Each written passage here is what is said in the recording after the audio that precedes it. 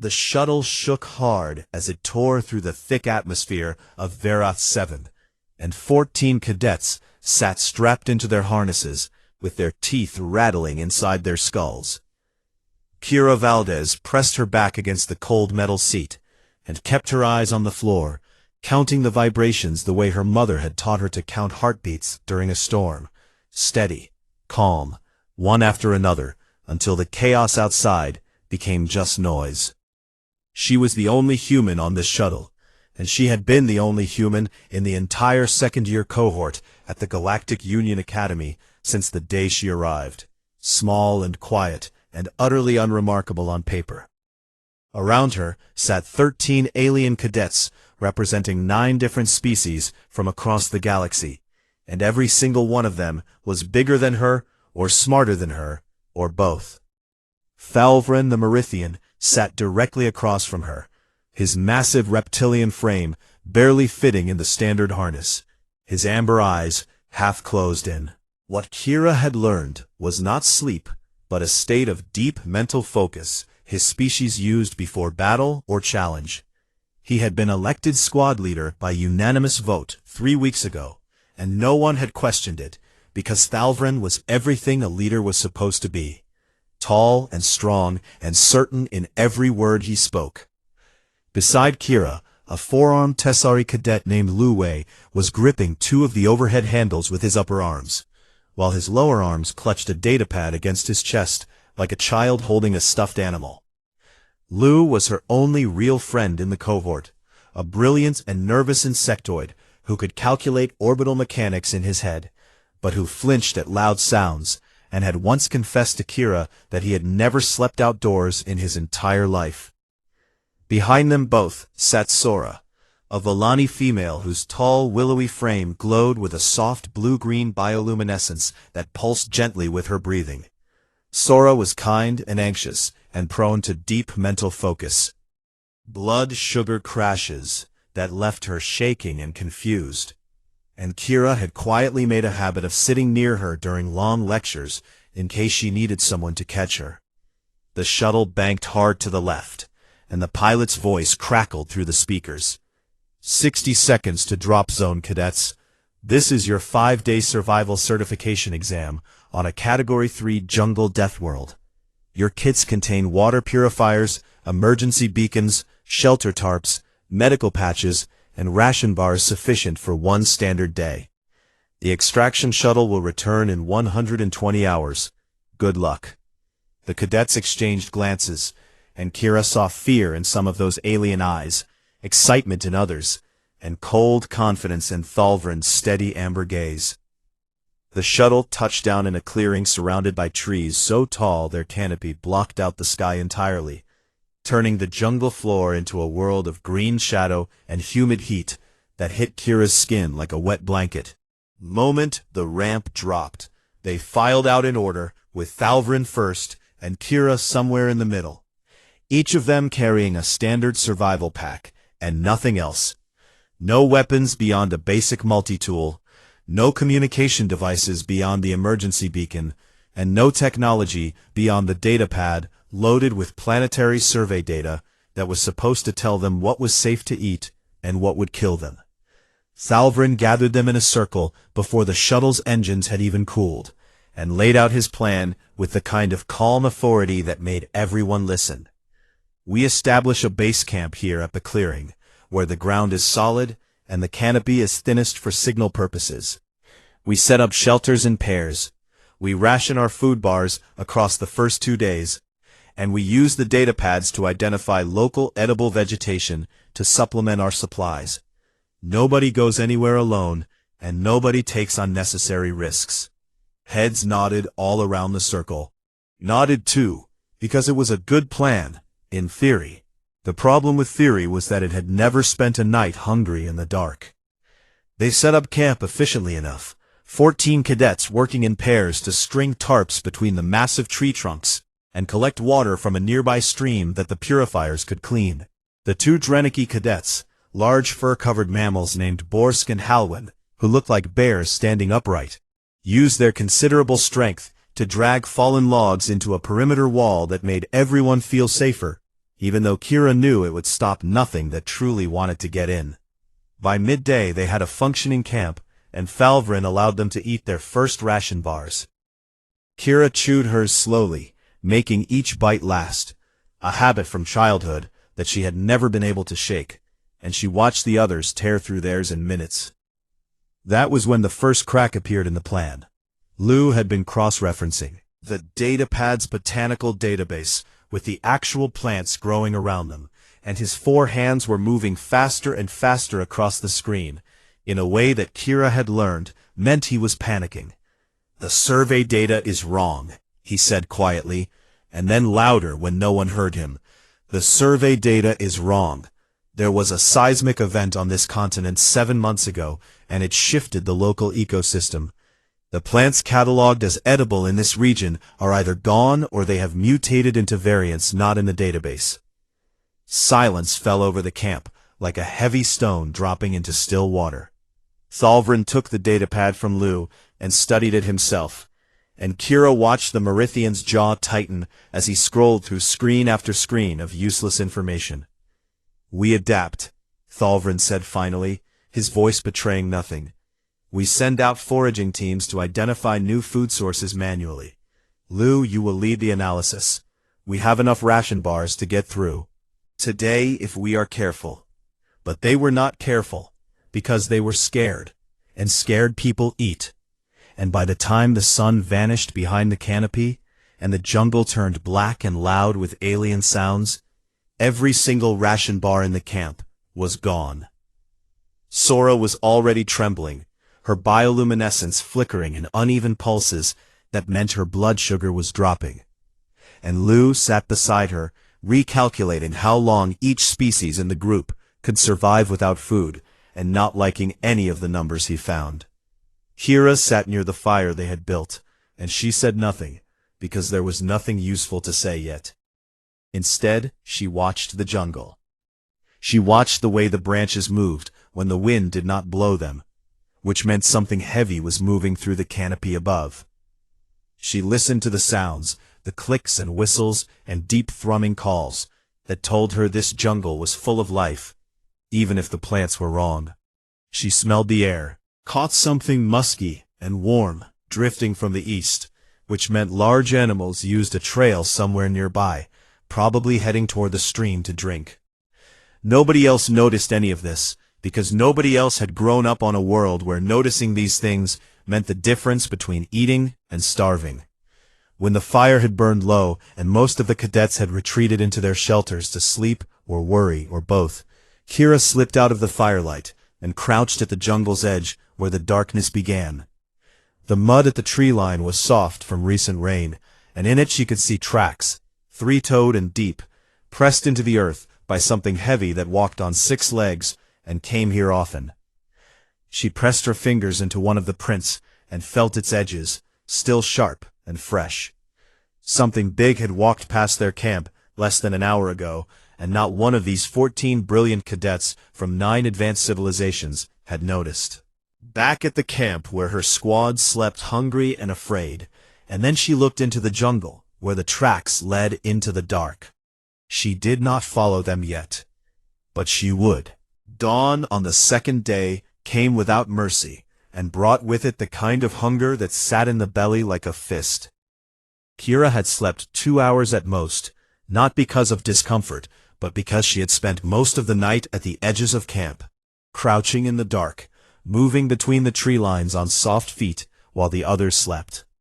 She had found 3 separate animal trails, 2 water sources besides the main stream, a patch of fungus growing on a dead tree that smelled like the edible mushrooms from her colony, and a pile of animal droppings that told her exactly what the local creatures were eating.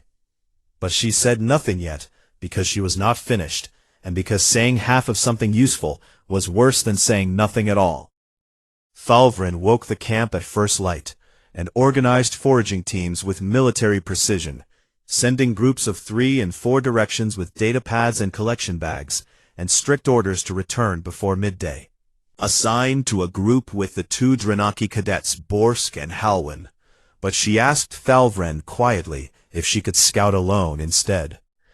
He frowned at her with those amber reptilian eyes, and said, "Nobody goes alone. That was the rule." "I move faster alone," Kira said, "and I cover more ground. I will stay within beacon range." Thalvrin studied her for a long moment, and perhaps he saw something in the small human's face that made him pause. Or perhaps he simply did not think she mattered enough to argue with. But he nodded once and waved her off. She vanished into the jungle before anyone else had finished packing their bags. The foraging teams returned one by one throughout the morning, and each one came back with the same story: failure. Lou had catalogued over 40 plant species in the immediate area, and after careful analysis determined that 36 were toxic to at least one species in the group. 3 were indigestible cellulose that would pass through every gut present without providing nutrition, and 1 was technically edible, but produced a chemical compound that would cause hallucinations in Marithians and cardiac arrest in Tisari. "So we cannot eat any of them safely," Thalvrin said, and it was not a question. "Not unless we want to feed some and poison others," Lou confirmed. His lower arms wrapped tight around his own torso in a self-comforting gesture his species used when anxious. The Dranaki cadets Borsk and Halwyn had attempted a different approach. They had spotted a small six-legged animal near the stream and tried to chase it down. The attempt lasted 20 minutes and ended with both massive fur-covered cadets collapsed on the ground, gasping for air, while the animal disappeared into the underbrush without effort. "It was too fast," Borsk said between heavy breaths, and Halwyn added, "We burned more energy chasing it than we could have gained from catching it." Told them that before they started, "You do not chase prey. You let prey come to you." But she kept her mouth shut because she was still gathering information, and because correcting people who were already humiliated helped no one. By noon of the second day, the camp was heavy with silence and fear. The different species metabolized energy at different rates, which meant the hunger hit them on different timescales. And this created a cruel, staggering effect where someone was always at their worst. The Villani Sora was the most fragile. Her species ran on a constant intake of simple sugars from plant matter, and without it, her body began to shut down systems one by one, like a building turning off its lights floor by floor. She sat against a tree, with her long legs pulled to her chest, and her bioluminescence had gone from a healthy blue-green to a faint sickly yellow that pulsed irregularly.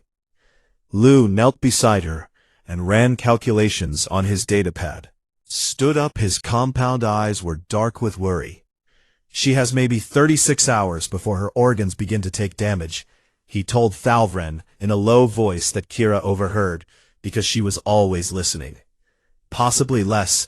Her species was never meant to go without food for this long. Thalvrin stood with his back to the group and stared into the jungle and said nothing for a very long time. The Marithian could survive weeks without eating. His cold-blooded reptilian biology was designed for scarcity. And Kira realized that this was precisely the problem. He could not feel what the others were feeling, and so he could not lead them through it, because leadership without empathy was just authority, and authority without understanding was useless. He turned back to the group and his voice was tight and hard when he spoke. "We search again. Wider range. We find something, or we activate the emergency beacons and accept the failure on our records." Dranaki voice muttered from somewhere behind Kira. "Where is the human? Has anyone seen her since this morning?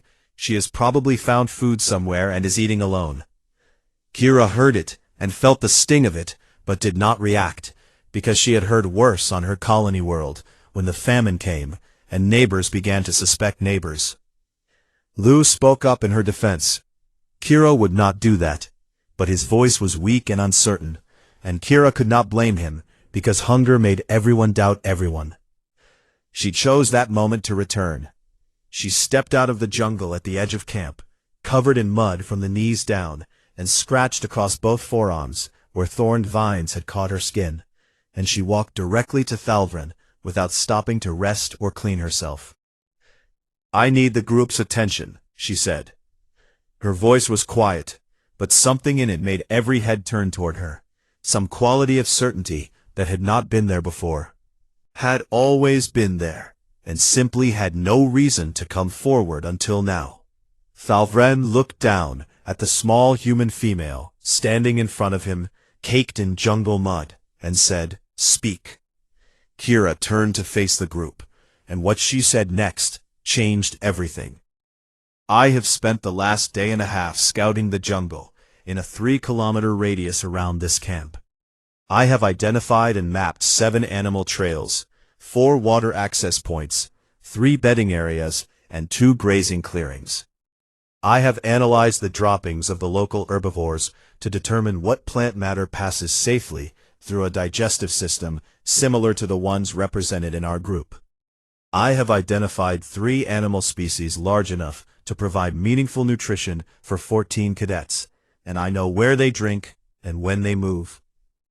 The camp was silent. Lou's datapad slipped from one of his hands, and he caught it with another, without looking away from Kira. "I grew up tracking animals on a frontier colony," Kira said simply. "It is what I know." Sora raised her head from her knees and looked at Kira with dim yellow eyes that were trying very hard to hope. "Can you catch them?" someone asked. "I can hunt them," Kira corrected, and the distinction mattered, because catching implied luck, and hunting implied intention. "But I need help. I need at least 2 people to assist with building traps and carrying what we bring down." She looked around the circle of alien faces and saw what she expected to see: confusion and discomfort, and in some cases something close to revulsion. These species had abandoned hunting thousands upon thousands of years ago, and for most of them the concept existed only in history texts and anthropology courses as a primitive behavior their ancestors had thankfully outgrown. Hunting was what animals did, not people, not cadets at the most prestigious military academy. The galaxy. The silence stretched on and no one stepped forward, and Kira felt it settle over her like a familiar weight, because she had carried this kind of silence before. The silence of people who needed something they were too proud or too afraid to ask for. She nodded once, to herself more than to them. "Okay," she said, "I will go alone." She walked to her pack and pulled out the one personal item she had been allowed to bring, a small utility knife with a worn wooden handle that her father had given her the day she left for the academy. She tested the edge with her thumb and slid it into the sheath on her belt and turned toward the jungle. Lou called after her, "Kira, be careful." She looked back at him and at Sora fading against the tree, and at Thalvren standing rigid with his fists clenched at his sides, and at all of them, hungry and scared, and waiting for someone else to solve the problem. "I will bring food," she said. Then she walked into the darkness between the trees, and the jungle swallowed her whole. The jungle at night was a living thing that breathed and groaned and watched with 1,000 unseen eyes. And Kira moved through it like she belonged there. She did not run, because running was for prey and she was not prey tonight.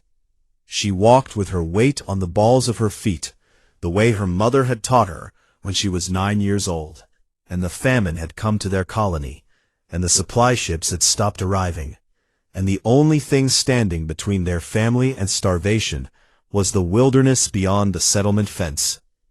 Her mother had taken her hand and led her into that wilderness, and said, "Watch where I step, and step there too, and do not speak until I speak, and do not move until I move." And Kira had obeyed, because even at 9, she understood that this was not a game. That was 13 years ago, and 10,000 light-years away, but the jungle did not care about time or distance, because a jungle was a jungle was a jungle, and the rules were always the same. Parle. Move quietly, watch everything, and never forget that you are both the hunter and the hunted. Kira followed the animal trail she had mapped earlier that day, the one that led east from the stream toward a clearing where the canopy thinned enough to let moonlight reach the ground. The tracks she followed belonged to the Verath Grondir, six-legged herbivores, roughly the size of a large deer on Earth, with bony armor plates running along their spines, and powerful hind legs that could kick hard enough to shatter bone. She had studied their droppings and their tracks, and the scratches they left on tree bark where they rubbed their plates, and she had built a picture of them in her mind, the way a painter builds a portrait, one detail at a time, until the whole animal appeared. They were herd creatures that grazed in groups of 8 to 12 during the day, and split into smaller groups at night when they came to the water to drink. Vulnerable when drinking because they had to lower their armored heads to reach the water, and this exposed the soft, unprotected skin of their throats and bellies. Kira had chosen her spot hours ago, a narrow gap between two massive root systems where the trail funneled down toward a shallow pool fed by a side channel of the main stream. She spent the first hour building her trap. The deadfall was simple in concept, a heavy flat stone propped up at an angle by a trigger stick, positioned so that when an animal stepped on the trigger, the stone would fall onto its back and pin it or wound it enough to slow it down. She hauled the stone into position, using leverage and patience, rolling it up a ramp of smaller stones and wedging it at the correct angle with hands that were bleeding by the time she finished. Then she built the channel, sharpened stakes driven into the soft ground on either side of the trail to narrow the path and guide a walking animal toward the trigger point. It was not elegant work, and it was not clean, and her engineering professors at the academy would have found a dozen things wrong with the stress calculations, but it did not need to be perfect. It needed to work once. When the trap was set, she moved 20 meters back from the kill zone and found a depression between two roots where she could crouch without being seen or smelled, and she settled in to wait. This was the part that no other species in the galaxy understood about humans. Not the tool use, many species use tools, and not the killing, many species could kill, but the waiting. The Morithians were patient in their way, but their patience was cold and cerebral, a calculated decision to delay action.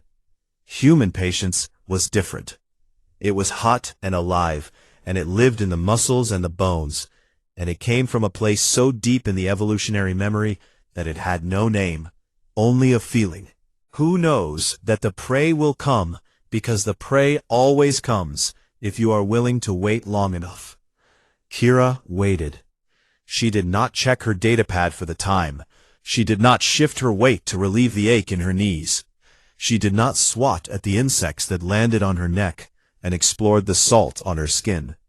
She breathed slowly in through her nose and out through her mouth, and she watched the pool of moonlit water ahead of her with eyes that barely blinked. 1 hour passed, then 2. High above the jungle, in a stationary orbit, the Academy monitoring ship tracked 14 cadet biosignatures on its screens, and Instructor Drenok, a scarred and aging Krethani with 30 years of field experience, watched one particular signature that had separated from the others and moved deep into the jungle, alone. The human female, his co-observer noted, a young Tessari analyst who tracked the vital signs. Her heart rate is remarkably low for someone in a Category 3 environment at night, 48 beats per minute. She is either asleep or in some kind of meditative state. She is hunting, Drenok said. The co-observer made a sound of confusion. Hunting what? Whatever she can find, Drenok said. Do not intervene unless her vitals indicate mortal danger. Should we not stop her? The regulations say. The regulations say we intervene when a cadet's life is an immediate threat, Drenok interrupted. Her life is not threatened. She is the most dangerous thing in that jungle right now. On the ground, Kira heard them before she saw them. A soft, rhythmic thudding of six-legged footsteps coming from the northwest, accompanied by low clicking sounds that the Grondir used to communicate with each other in the dark. 3 of them emerged from the tree line and moved toward the water. 2 adults and one younger animal about 3/4 grown, its armor plates not yet fully hardened, page rank with their heads down, and their powerful hind legs spread for balance. And Kira watched them with the absolute stillness of a stone and chose her target, the young one. It was smaller, and its armor was thinner, and it had positioned itself slightly apart from the two adults, at a spot where the bank was softer, and the trail to the water passed directly through her channel of sharpened stakes. She waited until it had finished drinking, and turned to follow the adults back toward the tree line. It walked into the channel without hesitation, because the stakes looked like natural roots in the dark, and the path seemed clear and safe. Its front foot touched the trigger stick. The deadfall released with a grinding scrape of stone on stone, and the heavy flat rock came down across the Grandier's back with a sound like a drum being struck. The animal screamed, a high, sharp sound that sent the two adults crashing into the jungle in blind panic, and it thrashed against the stone that had pinned its hind legs, its armored plates scraping against the rock as it tried to drag itself free. The trap had worked, but it had not killed the animal, and Kira had known it probably would not, because deadfalls were for slowing, not for finishing. The finishing was her job. She came out of her hiding place at a sprint, and crossed the 20 meters in seconds, and the Grandier saw her coming, and screamed again, and kicked with its free legs. One kick caught her in the ribs, and the pain was blinding and instant, and she felt something crack, or at least strain, in a way that meant she would be hurting for days. She did not stop. She threw herself onto the animal's neck, and wrapped one arm around it, and with her other hand she drew her father's knife, and drove it into the soft skin beneath the Grandier's jaw, where the pulse beat strongest. The animal bucked and twisted, and Kira held on, with her legs locked around its body, and her arm burning with the effort of keeping the knife in place, as hot alien blood poured over her hand and down her forearm. It took 8 seconds for the Grandier to die, and those 8 seconds were the longest of her life. When it finally went still beneath her, she stayed where she was for a long moment, breathing hard, her ribs screaming, her hands shaking so badly she could barely release her grip on the knife. Then she sat back on her heels in the mud beside the dead animal, and she pressed her bloody hand against its neck, and whispered, "Thank you." It was what her mother always said after a kill on the colony. You thank the animal for its life, because its life is becoming your life, and that transaction deserves respect.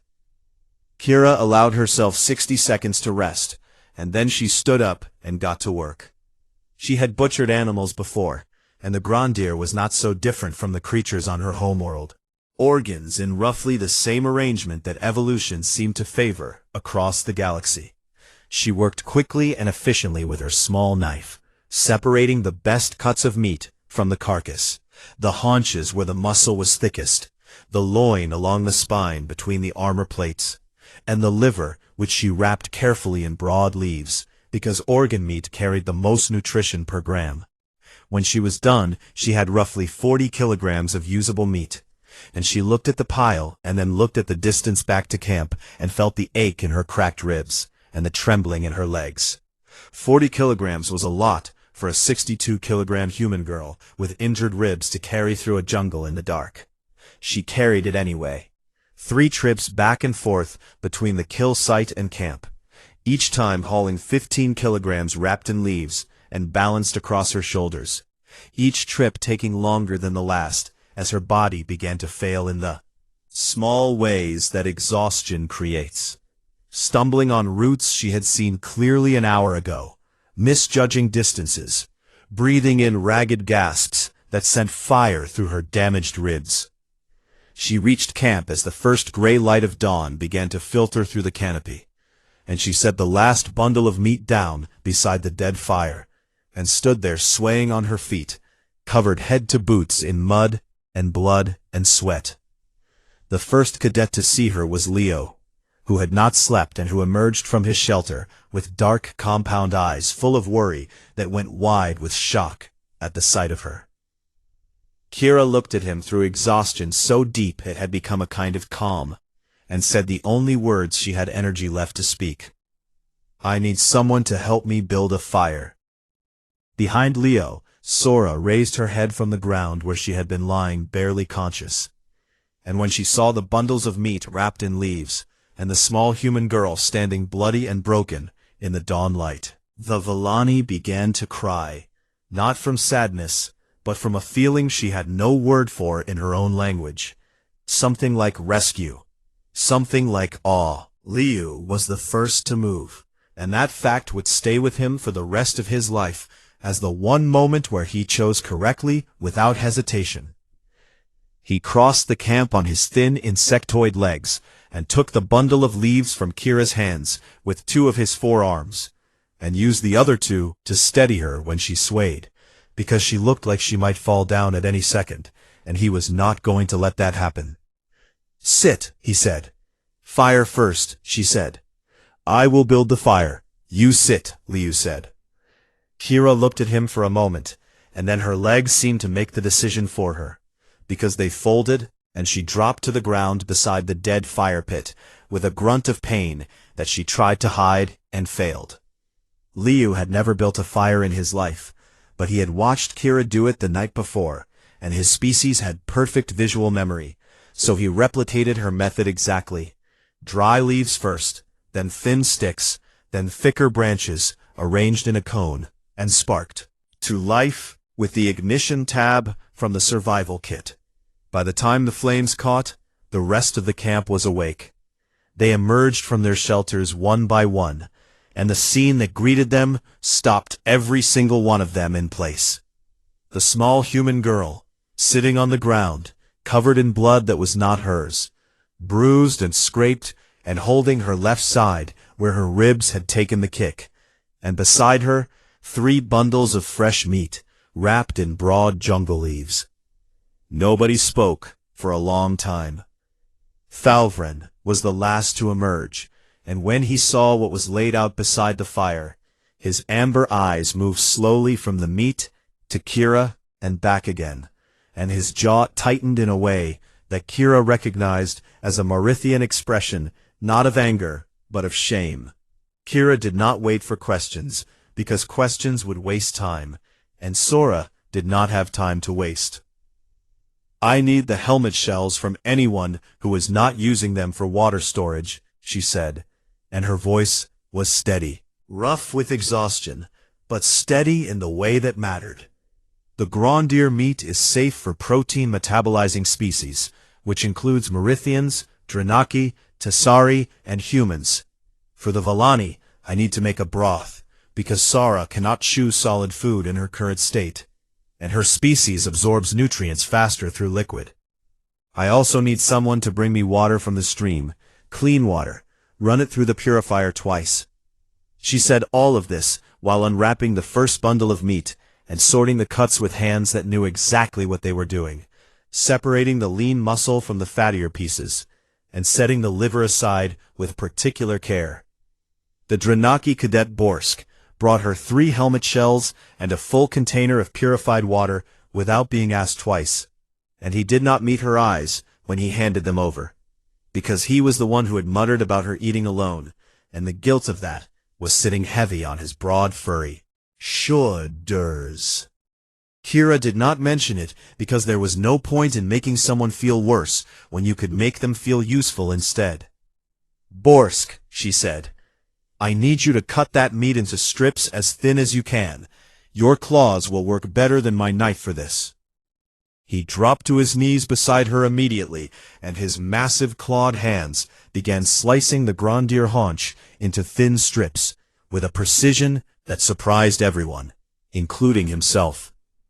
Kira set the helmet shells over the fire, and filled them with water, and dropped in pieces of the liver, along with chunks of the softest meat, and a handful of leaves she had collected on her way back to camp. Not random leaves, but specific ones she had identified through her scat analysis as part of the local herbivore diet, which meant they were digestible and non-toxic. The broth began to simmer, and a smell rose from it that was unfamiliar, but undeniably food, and the entire camp seemed to lean toward it. Plants leaning toward light. Kira stood up slowly and carried the first shell of broth to Sora. The Valami was lying on her side with her bioluminescence barely visible, a faint, sickly flicker that pulsed once every few seconds like a candle about to go out. Kira knelt beside her and lifted Sora's head gently with one hand and brought the shell to her lips with the other. "Small sips," Kira said softly. "Do not rush. Your body needs to remember how to take it in." Sora drank, and the warm broth moved through her, and within minutes her bioluminescence shifted from yellow to a pale green that was still weak, but was at least moving in the right direction. Kira stayed with her through 3 shells of broth, patient and steady, holding her head and wiping the spill from her chin, and speaking to her in a low, calm voice about nothing important. Just words to keep her focused and present and connected to the living world. When Sora's glow finally disappeared, stabilized into a soft, steady green, she reached up and gripped Kira's wrist with her long, delicate fingers, and held on with a strength that seemed impossible for someone who had been dying an hour ago. She did not speak, she did not need to, and Kira did not pull away. Meanwhile, Lu had taken over the cooking with the kind of focused intensity his species brought to any problem once they understood the parameters, and Borsk and Halwyn were roasting strips of meat on sharpened sticks over the fire, while the other cadets sat in a circle that kept getting tighter as the smell of food drew them in. Kira returned to the fire and directed the distribution with quiet efficiency.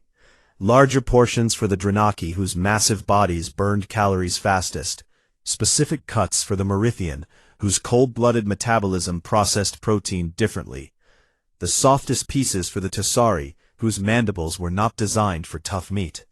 She ate last, and she ate the least. When Lu noticed this, and tried to give her a larger portion, she shook her head, and said, "I am fine.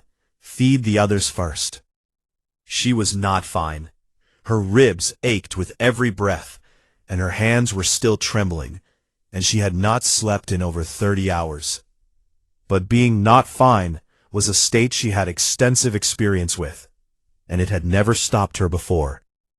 Thulvrin found her sitting alone at the edge of the firelight, while the others ate and talked, and for the first time in 2 days actually laughed. The Morithian lowered himself to the ground beside her, and he moved carefully, the way large, powerful beings move when they are trying to make themselves small. And he was quiet for a long time before he spoke.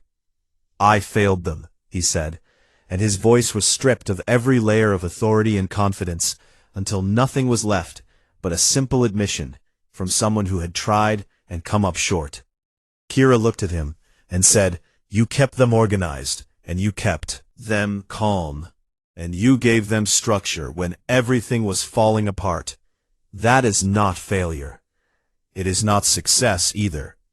They were starving, and I had no answer. You had the answer." "I had a different skill set," Kira said. "That is not the same thing as being a better leader. You would have gotten them through 5 days on ration bars without breaking a sweat. The jungle changed the problem, and the problem happened to match what I know." Thulvrin was quiet again, and then he asked the question she could see he had been carrying since she walked out of the jungle covered in blood. "Where did you learn this?" Kira looked at the fire, and the dancing light made the scratches on her arms look deeper than they were.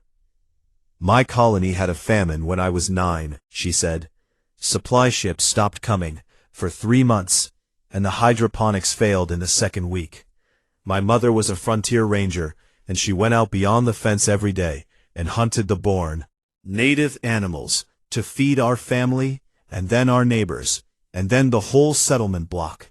She taught me everything she knew, because she said that knowledge you keep to yourself dies with you, but knowledge you share feeds the world." "Your mother sounds like a warrior," Thulvrin said. "She was a mother," Kira said. On my world, that is often the same thing.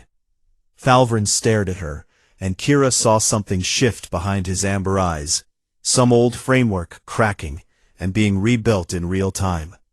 In Merithian culture, the highest honor was not given to the strongest fighter or the cleverest tactician, but to the one who fed the helpless when no one else could. And Thalvrin had just realized that this small human girl from a backwater colony world embodied that ideal more completely than anyone he had ever met. I will hunt with you tonight, he said, and it was not a request. Kira looked at him and almost smiled. Jungle. Then I will carry what you kill. I am good at carrying things. Yes, you are, Kira agreed, and this time she did smile. That evening they went out together, and Thalvrin was indeed loud and clumsy among the trees, his massive tail catching on roots and his heavy feet snapping branches that Kira stepped over without thought. But he carried the meat, all 60 kilograms of it across his broad shoulders like it weighed nothing, and they returned to camp before midnight with enough food for 2 more days. The next morning, the Drenaki cadets Borsk and Halwyn approached Kira while she was cleaning her knife, and Borsk said, "Teach us," and Halwyn said, "Please." She taught them how to build snare traps using vines and bent saplings, simple mechanisms that required no speed or stealth, just patience and correct placement along a game trail. By the afternoon of day 4, the camp had 3 functioning snares and a small smokehouse that Liu had, designed based on Kira's description of the ones her mother used to build. And the supply of food was no longer dependent on one girl with a knife going into the dark alone. Kira sat outside her shelter and watched the camp function around her.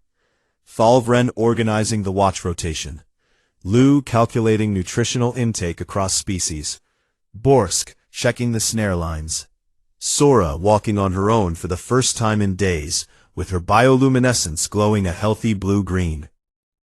Liu came and sat beside her the way he always did, folding his 4 arms into a complicated arrangement that his species found comfortable. And he was quiet in the way that meant he was thinking about something important. On Tessar, he said finally, there is no word for what you did. Kira looked at him. For hunting? No. For hunting and then giving everything you caught to others.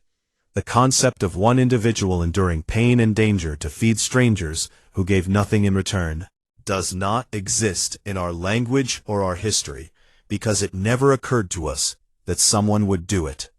He paused, and his compound eyes caught the firelight in a way that made them look like they contained entire galaxies. I think I understand now why the galaxy is afraid of your species. Kira frowned because she did not like being feared. Liu saw the frown and continued quickly, not because you are violent. We knew you were violent. Every species that has encountered humans knows this. But because you are violent and compassionate at the same time. You killed that animal with your bare hands and a knife, and then you carried it back and made soup for a girl who was dying, and fed it to her like she was your own family. He shook his head, a gesture he had learned from humans. We did not know those things could live in the same body. The capacity to kill and the compulsion to nurture. It changes everything we thought we understood about what a predator is. Kira did not know what to say to that, so she said nothing. And Liu seemed to understand that nothing was the right answer, because sometimes the most human response was silence. Above them in orbit, Instructor Drenok opened Kira Valdez's cadet file and added a single note at the bottom of her evaluation. It read, "Recommend for leadership track, Apex class field rating." Then he closed the file and watched the campfire glow on his screen, and thought about what the galaxy was going to look like in 20 years when the quiet ones like her reached command rank. The extraction shuttle broke through the canopy on the morning of day 5, with a roar of engines that scattered every living creature in a half-kilometer radius, and 14 cadets stood in the clearing below it, looking like survivors of something that none of them had expected to survive. They were filthy and bruised and exhausted, and every single one of them was alive. Instructor Drenok would note in his official report that this was the first time in 11 years that a full cohort had completed the Varith 7 survival exam without a single medical evacuation or emergency beacon activation. And he would note this fact without surprise, because he had watched it happen in real time from orbit, and he had seen the reason, standing 5 feet 4 inches tall at the back of the group. Kira Valdez looked worse than any of them, which was saying something, given that the Drenaki cadets had mud caked into their fur, so thick it had dried into a second skin, gash across his tail from a root he had tripped over during the second night hunt. Her ribs were wrapped in strips torn from her undershirt, because the medical patches had run out on day 3. And her hands were covered in small cuts and scratches that had scabbed over and reopened, and scabbed over again, so many times that her palms looked like maps of rivers, and her eyes had the deep hollow quality of someone who had not slept more than 6 hours total across 5 days. But she was standing, and she was steady, and when Thalvrin called the squad to formation, she took her place in line without complaint or hesitation. The shuttle ramp lowered, and the pilot stepped out and did a visible double-take at the state of them. And behind the pilot came Instructor Drenok himself, which was unusual, because the lead instructor almost never attended extractions in person. Drenok was a Krethani, a species that resembled something between a bear and an armored lizard, plated skin, and small sharp eyes that missed nothing, and he walked down the line of cadets slowly, examining each one the way a mechanic examines an engine, looking for what had broken and what had held. He stopped in front of Kira for 3 seconds longer than he stopped in front of anyone else, and she met his eyes without flinching, and he moved on without a word. It was Thalvren who broke the formation. He stepped forward out of line without permission, which in Merithian military culture was a serious breach of discipline that could result in formal censure, and the fact that he did it anyway told everyone watching that what he was about to do mattered more to him than his record. He turned to face Kira, and the clearing went quiet. Then the tallest cadet in the squad dropped to both knees in front of the smallest one, and pressed his crest, the bony ridge that ran from his forehead to the back of his skull, the most sacred part of a Merithian's body, against the ground at her feet. Kira stared down at him, and her exhaustion was replaced for a moment by pure confusion. Lou, standing 2 places to her left, inhaled sharply, and his forehands clenched at his sides, because he knew what this was, even if Kira did not. It was the right of the provider, the oldest and most sacred honor in Merithian culture, older than their space program, older than their written language, a tradition that stretched back to the first Merithian tribes, who survived their planet's brutal ice ages by the grace of those who hunted for the weak when the weak could not hunt for themselves. Thalvren spoke the formal words in his own language first, and then in Galactic Common so everyone could understand. I name you Kaluthari, she who hunts for the herd. I declare that you fed the hungry when the hungry could not feed themselves, that you walked into the dark alone and returned with life in your hands, that you gave everything and kept nothing, and that by right of this act, I owe you a debt that my blood and my line will honor until the stars grow cold. The clearing was so silent that Kira could hear the shuttle's engines cooling, and the jungle birds beginning to return to the canopy above. She looked down at Thalvren, and she did not know what to do, because nobody had prepared her for this, and her academy training covered first contact protocols and emergency field medicine and small unit tactics, but it did not cover what to do when a 7-foot reptilian warrior was kneeling at your feet declaring a life debt. Liu leaned toward her without moving from his position in line, and whispered urgently through his mandibles, "Put your hand on his crest. Right hand, open palm, fingers forward. Do it now, or he will stay there until you do. And Merithians have been known to kneel for days." Kira reached out and placed her right hand on Thalvrin's crest.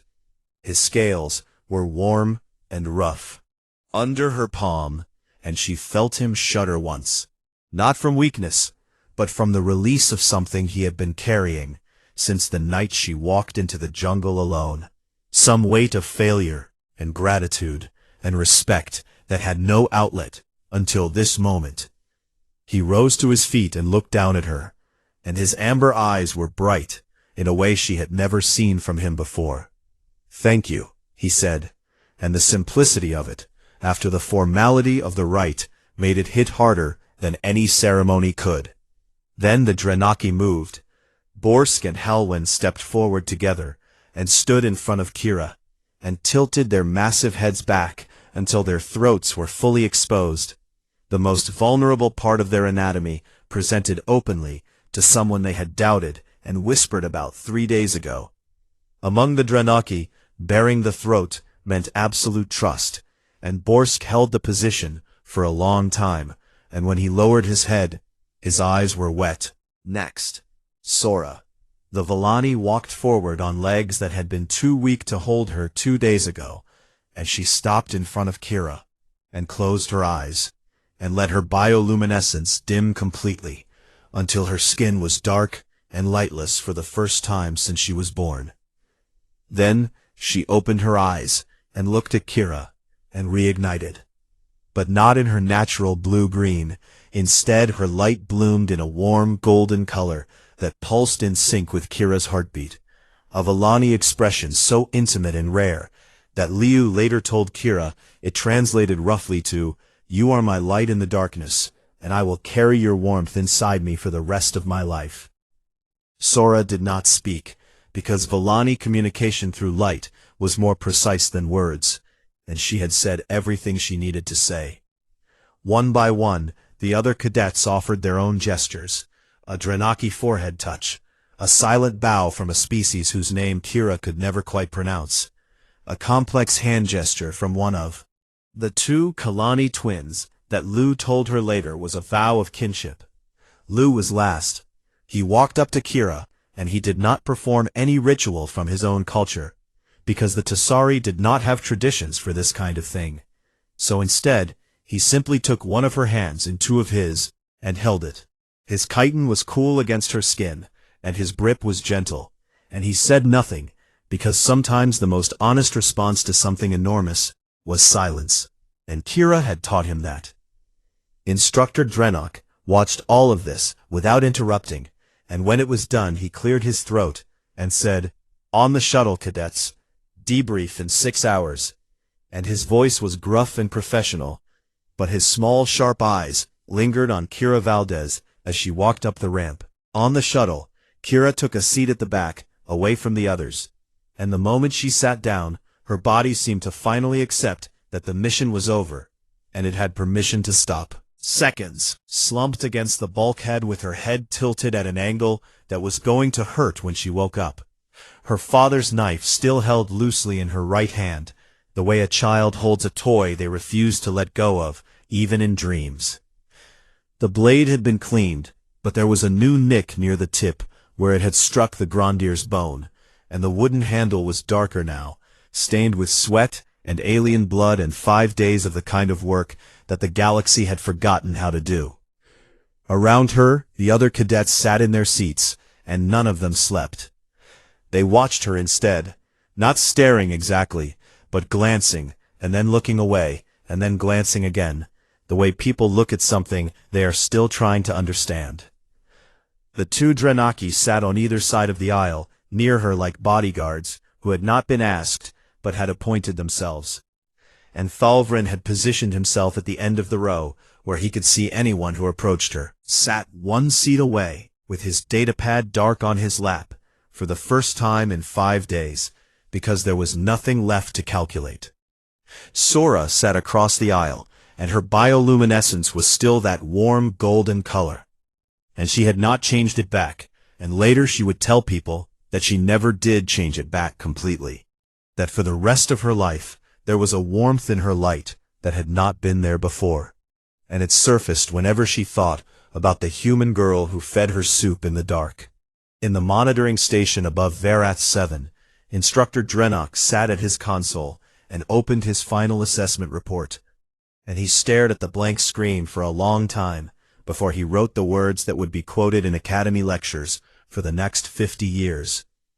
When the jungle stripped away technology, rank, and species advantage, it was the human cadet who adapted fastest, not through superior strength or advanced intelligence, but through an ancient biological and cultural inheritance that most spacefaring species have bred out of themselves: the instinct to hunt, the endurance to persist, and most remarkably, the compulsion to feed others before herself. The Galactic Union has spent decades debating whether humans belong in the Academy. After reviewing Cadet Valdez's performance, I believe the question is obsolete. The correct question is, what happens when we stop underestimating them? He submitted the report and closed the file and leaned back in his chair and looked at the blue-green sphere of Verath 7, turning slowly below him. Somewhere down there in the jungle, a dead Grondir's bones were being picked clean by scavengers, and the sharpened stakes of a hunting channel were already being swallowed by new growth, and the ashes of a campfire, where 14 strangers had become something closer to family, were cooling in the morning rain. And on a shuttle climbing toward orbit, a girl from a frontier colony slept with a knife in hand. Her hand, and dreamed of her mother's voice saying, "You always thank what feeds you." And around her, 13 alien cadets, who had looked at her 6 days ago and seen nothing special, sat quietly in their seats, rearranging everything they thought they knew about the small, stubborn, relentless species called human. Not because the human had been the strongest, not because she had been the smartest, but because when the jungle got dark and the food ran out and everyone was afraid, she had picked up a knife and walked alone into the night, and come back carrying life on her shoulders, and she had given all of it away.